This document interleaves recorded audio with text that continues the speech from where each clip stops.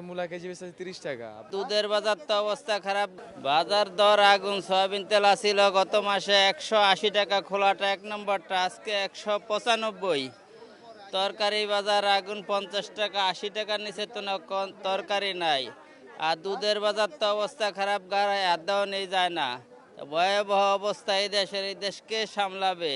প্রত্যেকটা জিনিস এই সিজনে তরকারি থাকে 20 টাকা কেজি, সেই তরকারি এখন 80 টাকার কেজির নিচে কোনো তরকারি পাওয়া যাচ্ছে না। সাধারণ কথাগত ভোগান্তি মেন হলো সিন্ডিকেট, অর্থাৎ উত্তরবঙ্গে তরকারি উৎপাদন হয় সেখানে 10 টাকা কেজি, ঢাকা আসলে সেটা 80 টাকা হয়ে যায়।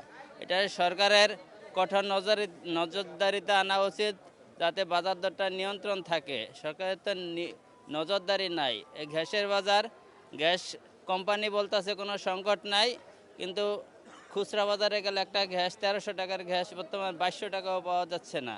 এটা কঠোর নজরদারি এবং কঠোর হস্তে দমন করা উচিত। আজকে মূলা কেজি বেচে 30 টাকা। আপনার বেগুন বেচতে আছে আপনার 60-50, উস্তার কেজি 60 টাকা। তারপর গাজর 50 টাকা কেজি। সিমের বেচে 120 টাকা। সিম একটা হলো আপনার 50, একটা হলো 60।